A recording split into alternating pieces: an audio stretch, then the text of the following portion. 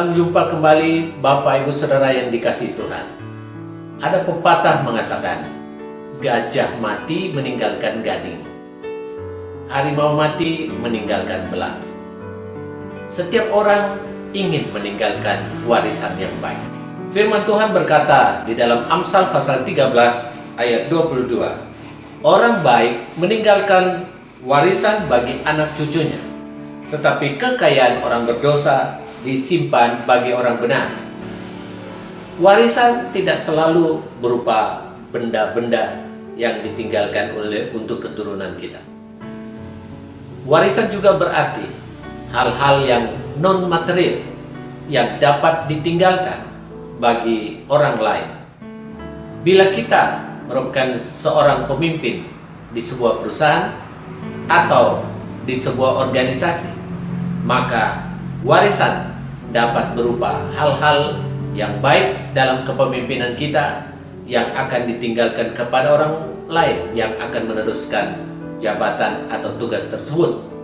Mungkin merupakan cara-cara kerja yang benar, cara kerja yang inovatif, jujur, transparan, dan lain-lain yang dapat menjadi modal utama dikembangkannya organisasi tersebut atau sebuah perusahaan tersebut.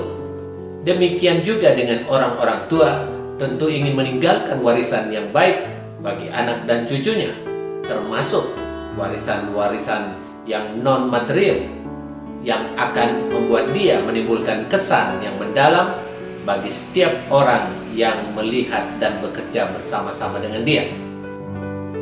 Ada sebuah kisah nyata dari seorang muda yang setelah serangkaian kejahatan yang dilakukannya, akhirnya harus mendekam dalam tahanan dan dijatuhi hukuman mati. Ketika dia diberi kesempatan untuk memberi kata-kata terakhirnya, dia berkata, seharusnya ibu saya berada di tempat ini dan mungkin juga harus dihukum mati bersama dengan saya. Mengapa demikian? Rupanya ketika dia masih kecil, ibunya selalu tampil melindungi dan membela dia. Apa salah dengan soal membela dan melindungi? Tetapi rupanya setiap kesalahan yang dibuat oleh anak ini selalu dibela mati-matian oleh sang ibu untuk supaya tidak dihukum oleh orang yang lain. Demikian dia sampai usia remaja dan pemuda, dia melakukan beberapa kesalahan termasuk mencuri dan merampas milik orang lain, dan setiap dia akan dikenakan charge, ibunya tampil membela dan melindungi dia, berusaha menyatakan bahwa bukan anak ini yang salah. Akhirnya anak ini terus melakukan hal-hal yang salah dalam hidupnya.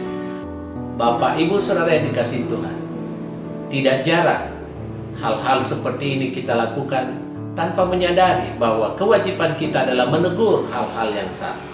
Menegur dan memperbaiki hal-hal yang salah adalah hal yang baik yang akan menjadi warisan yang baik bagi seorang anak atau seorang bawahan dan lain-lain.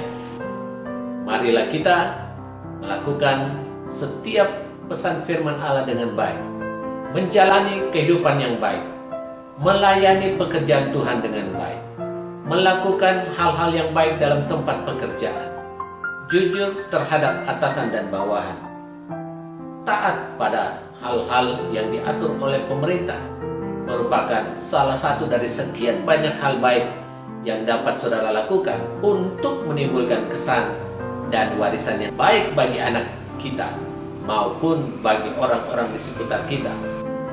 Bapak, Ibu, Saudara yang dikasihi Tuhan, marilah kita segera mulai mempersiapkan setiap nilai-nilai dalam kehidupan kita untuk menjadi warisan bagi orang-orang yang akan meneruskan pekerjaan-pekerjaan kita, bagi orang-orang yang akan kita percayakan untuk menangani hal-hal yang kita kerjakan sekarang, apakah itu anak kita sendiri atau orang-orang lain di seputar kita, supaya mereka menilai, melihat teladan yang ada pada kehidupan kita. Firman Tuhan berkata, biarkan orang-orang lain melihat perbuatan yang baik dari kita dan memuliakan Bapa kita yang di sorga.